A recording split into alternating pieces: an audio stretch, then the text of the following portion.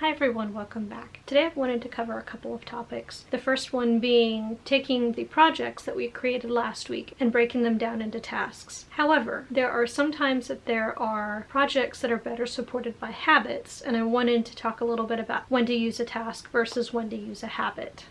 So when you're breaking down your project into tasks, the first thing you want to realize is there are basically two different ways to do it, and you're not going to use the same way every single time. The first one is the type of project where you want to break down all of the tasks. Basically, you're listing them out from start to finish, everything you need to get done. Sometimes this is really helpful when you are working on a project that has certain steps and they need to be done in a certain order. Maybe they have one step has a deadline and you have to get that done before you can move on to the next one. An example of that would be our kitchen renovation. So I had to do things in a certain order. Like I had to replace our sink before we could put the countertops in. And we had to put in the cabinets on the other side of the kitchen before we could do the countertops. So I realized when I listed out all the different things we needed to do, there was a certain order things needed to be done in. That's when it's helpful to actually list everything out. Sometimes you're working on a project and you know in your head intuitively what the steps are. You don't actually have to sit and write them all down. What you need is just your next action. This is a concept from David Allen's Getting Things Done. Essentially, it's the very next physical thing you need to do in order to move the project forward. So let's just say, for example, your project is planning a birthday party for your husband. And so you know the very first thing you need to do is to decide on a restaurant. You don't need to sit down and write all of the steps out. Decide on a restaurant. Find the restaurant phone number. Call the restaurant. Make the reservation. Maybe you need to check on a calendar date. Usually you'll know what comes next in those sorts of projects. All you really need to write down is the very next thing that you need to do. So those are the two ways to handle projects and breaking those projects down into tasks, which I will show you a little bit later when we take a look at a couple of my projects, and I'll show you how I'm handling that and progress goals, that sort of thing. So the next thing I want to talk about is when you want to use a habit versus a task. So there's essentially like three different kinds of tasks. You have the task, the one that's like one and done. You do it, you check it off, you're finished. There's the recurring tasks. So those are things that are done periodically. So maybe it's daily, maybe it's weekly, maybe it's monthly, yearly, semi-annually. They're tasks that repeat. Now, if it is a daily task or an almost daily task, those are the sorts of things you might want to consider making into habits. The reason for making recurring tasks into habits is to get them on autopilot. And you'll find that when you get them on autopilot, you don't have to use as much willpower in order to get them done. I'm going to link some books below that kind of give you the background as to why you want to do this. But the basic idea is at the beginning of the day you have a bucket, and that bucket is full of willpower. And you know some days you have more willpower than others. And every single decision you make takes a little bit out of that bucket of willpower. Now, by the end of the day, you may be running low or completely out of willpower. And if you notice, we have a harder time making good decisions at the end of the day. And that's because we've depleted our bucket of willpower. So the idea is that these recurring tasks like making your bed, working out, eating healthy, you put those things on autopilot so you don't have to use as much willpower in order to accomplish those tasks. Once you've made it a habit, you'll know, because usually once you go 2 or 3 days without doing whatever it is, you feel like something's missing. And so that's when you know you've created a habit out of that recurring task. Now, if you're in the planner world, you probably have seen a habit tracker. Here is a sample one. Let me see if I can get it to focus. There we go.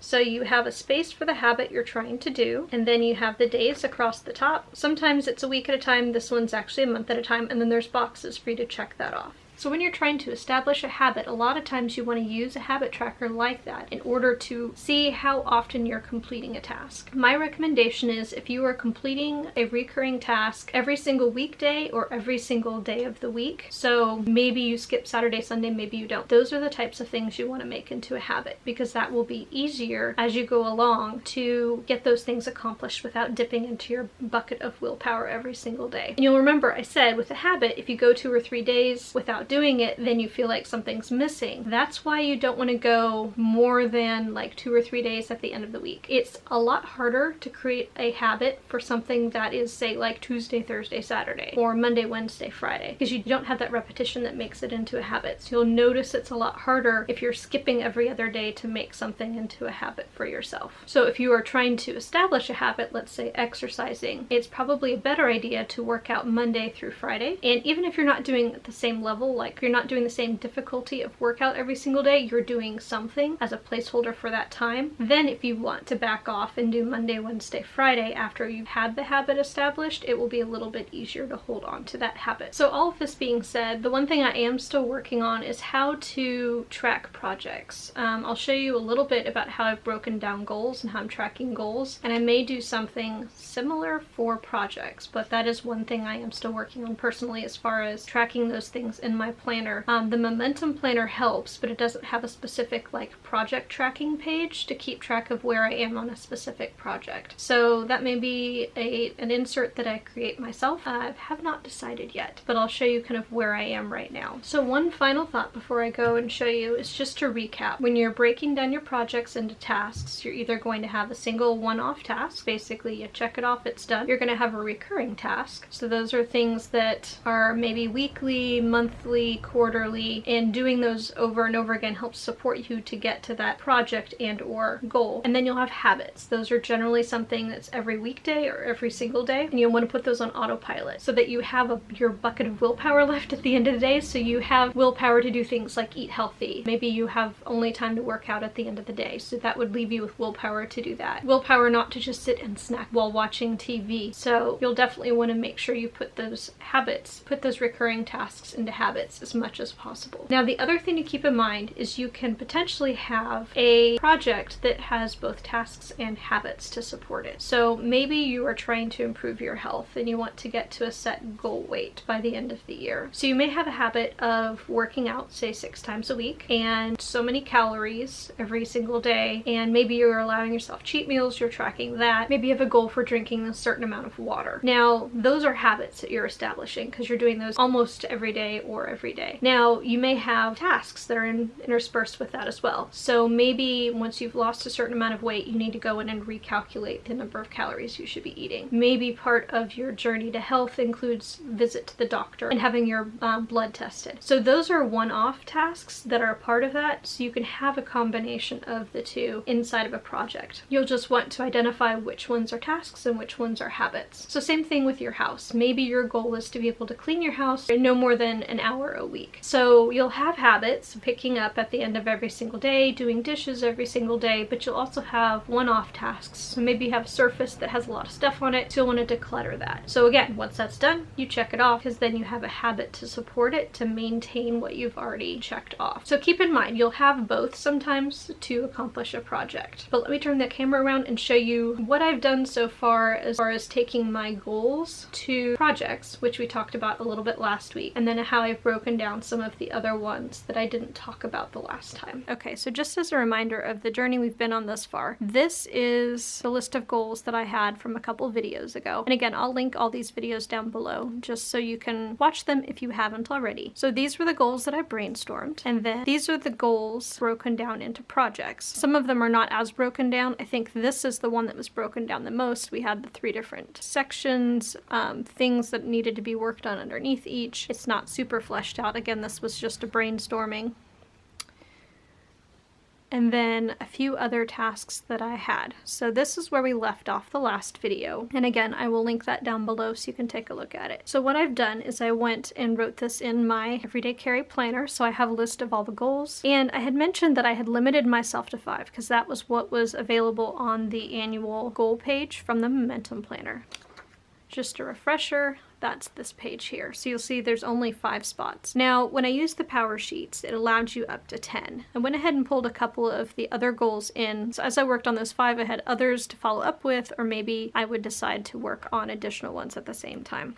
So how I'm breaking these down, all right, I zoomed out so you could actually see the whole page. So at the top, I have the result that I'm looking for. So in 2018, I'm wanting to actually lose about 14 pounds. I'm wanting to get down to 130 pounds, very specific. I wrote down why it's important, because I need to be closer to a healthier weight, because I look and feel better. So from there, I created progress goals. So we had talked about on this page, 2 pounds per month. So that's where this came from. We have 2 pounds per month. You'll see I actually skipped February. I'm going to be doing some traveling, and you know, I've built in some grace space into this because I know that 1, I'm not going to be measuring myself. 2, it's going to be harder to track what I'm doing. It's going to be harder to hold myself as accountable to this because sometimes I'm just going to have to eat what's available. I may not get as much exercise because we'll be doing a road trip. So again, I've just built in some grace time for myself. I'm skipping a month. So as long as I can maintain my 2 pounds from January, I will be happy. And then down here in the bottom, I have a third section called actions and tasks. So this is basically how I'm going to accomplish this. So I have 3 steps. I did this last year, and when I've taken some time off, which is what I did in December, this will ease me back into it. So you'll notice consistently, though, I want to work out 6 times per week. Now this doesn't mean 6 days, it means 6 times. So on Tuesdays, for example, I dance. That's going to count as 1. So I will have potentially worked out in the morning and then danced at night. So that's 2 in a day. So then as long as I work out Monday through Friday, I'm at 6 times that week. Same thing if I decide to go dancing on a different day, perhaps I can skip a workout, although generally I try not to do that. So the second thing you'll see is here, limit cheat meals to 4 times per week, and then track what days I have eaten those cheat meals. If you look further down, here I'm limiting calories. Again, this is part of easing myself back into it. And then I'm limiting to 3 times a week, and then limiting calories and limiting to 2 times per week. So you'll see I'm gradually getting a little more strict, but I'm not being, I have to be eating healthy 100% of the time. The other thing that increases is the water. So 40 ounces of water here, 48, and then 56. So generally I do this over 3 months, and then I try and maintain at this level. But I realize 1 extra cheat meal is not going to kill me. For me, this is consistency and allowing myself a little bit of grace. But if I generally keep to these steps, that's how I lose weight. All right, so that's sample goal number 1. Number 2 is minimizing surface clutter. You'll remember that I had this, well, if you've watched my past videos, you'll remember I had this goal last year. I did not break this down, and I accomplished this goal, like what I was trying to aim for. I did not accomplish this one, and so I wanted to see if I actually sit and plan out how I'm going to do it, if that will actually make a difference. I have a feeling it's going to. So my result that I'm looking for is that the surface clutter is minimized, and whatever I have out is intentional, and it results in a peaceful house. So why it's important: it creates breathing room, reduces stress, and it's easier to keep clean. So my progress goals are actually by room. So I want to have the living room basically quieted, is how I'm referring to it, by February. The bedroom by April. The bathroom by May. This should not take long, which is why I only gave myself a month. The kitchen by July, and then my craft room by October. My craft room is a wreck. I am,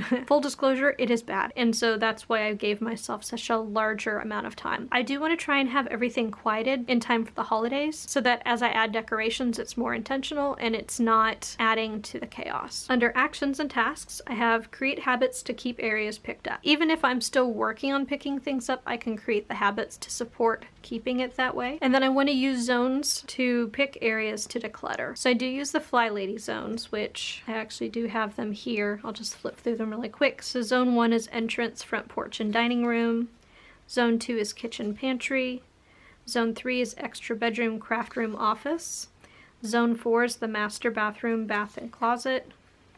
And then zone 5 is the living room. So that's how I have my house broken down. If you have a larger house, you may have additional zones, and I did remove some just because it didn't really apply to us. I'll link the website down below. It's flylady.net if you want to go and see what the original set looked like and how she recommends you do that for your own house. So the idea is, I'm just going to pull my habit tracker here. Toward the bottom, I have clear clutter / household tasks. So the goal is I want to do this every single day. 5, 10, 15 minutes, nothing big, but I want this to be in the zone. And then on Wednesdays, when I'm home for a longer period of time, I want to actually set aside 1 hour purposefully to focus on my declutter goal. So between now and February, it's going to be living room. So 1 hour on Wednesdays I'm going to spend in the living room, and then the rest of the week, at least once a day, I want to spend about 15 minutes trying to declutter 1 surface. I haven't decided how I'm going to determine what surface it is. It may just be latest, loudest. It may be whatever struck my fancy. Maybe I'm trying to put something away and I need to make some room. It'll be something like that. And then I want to pick a day each month where I'm actually donating the items that need to be given away. So that way I have kind of a built-in time to get it out and it's not just sitting in our garage, which is what usually happens. Not that it gets brought back in, but it makes our garage very messy. All right, so third goal, and this is one that I started to flesh out. I don't know exactly what this is fully going to look like yet, but I wanted to start working on figuring it out. So the result I'm looking for is having 5,000 subscribers to my YouTube channel by December 31st. It's important because it expands the reach of my channel. It helps me generate a little bit of extra income to supplement my main job, and then also because I like to share what I know. This is something I'm passionate about, and I like to pass that information along to you guys because I think it's helpful, and I always want other people to be successful. So my progress goals, it's about 400 subscribers per month net. So if I lose subscribers, hopefully I'm still adding enough to offset that amount. So actions and tasks: posting consistently at least one video a week, trying to be a go-to resource for functional planning because I seem to notice that there's not a lot of information about that out there. I'm creating and adding to series on an ongoing basis, whether it's the functional planning series, the Girlboss functional planning, some future series I might create. So whatever those might be, creating those series and then adding to them. And then exploring ways to promote subscribing. I don't know what that's going to look like. It might be a giveaway. It just means I need to do some research and figure out if there's anything that's recommended and what that would look like. So this is just my key areas of responsibility for my job description. So if I need to reference that for some reason, I can.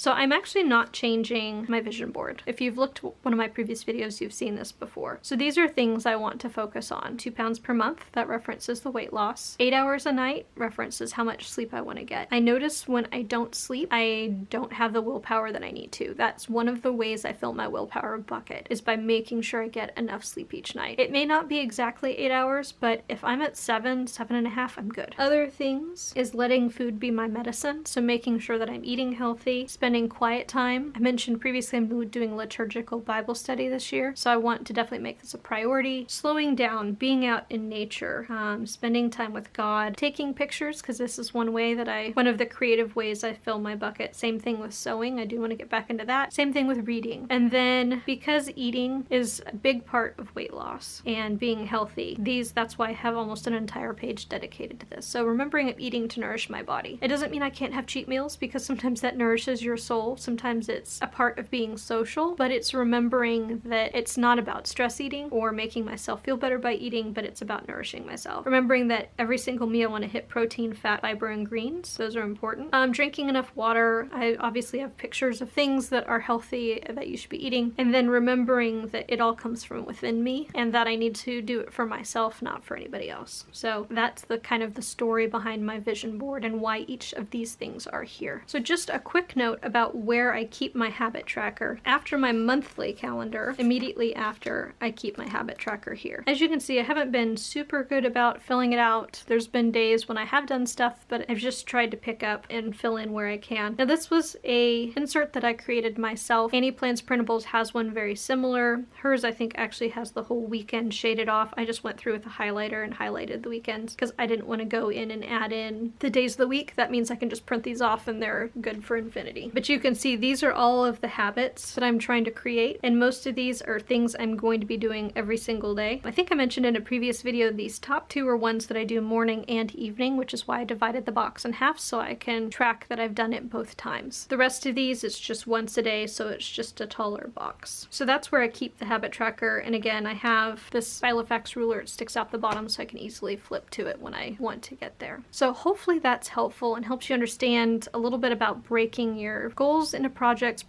into tasks and or habits, when to use each of them, and kind of an idea of what type of project planning to do, whether it's breaking it down and just saying, okay, so here's the next step I need to take and I'll figure it out as I go. It's more like a bookmark, like where did I leave off, where do I need to pick back up, versus having the whole thing planned out, which looks a lot more like this, where I have a roadmap for where I'm going, versus something like this, DJing at least once a month, where it's not something that I have to have a roadmap out for. It's checking in periodically and seeing if there's anything that I need to do. So again, I will track a next action action back in my to-do list to support this. So for example, right now I need to follow up. I was tentatively asked to DJ this weekend. I haven't heard back with the time slot, so I need to follow up. I just need a placeholder for that, and as soon as I follow up, then something's going to happen and I'll know what to do next. I don't have to have a roadmap out for how to make sure whether or not I'm DJing this weekend. I just need a placeholder for what I need to do very next. So hopefully that's helped you. If you have any questions, please leave them in the comments below. I did combine a couple of videos I'd planned on separating out because it just seems so intertwined that there wasn't an easy way to start and stop a video. I am going to link a couple of book recommendations. One is The Power of Habit, and then the other one is The Way We're Working Isn't Working, which both of those I highly recommend. They talk about establishing a habit, but also, especially the second book, The Way We're Working Isn't Working, talks about that bucket of willpower and how to make sure you're keeping it full so that you're able to make good decisions. And then the other book I'll link below is the Getting Things Done book by David Allen. Definitely recommend all three of those. If you haven't already, please hit the subscribe button. We'll have more videos coming out. I think I have 1 or 2 left in this series, and of course I may add to it in the future, but the specific series is almost wrapping up for the month of December. If you enjoyed this video, if it was helpful, I would appreciate giving the video a thumbs up, and I will see you in the next video. Thank you!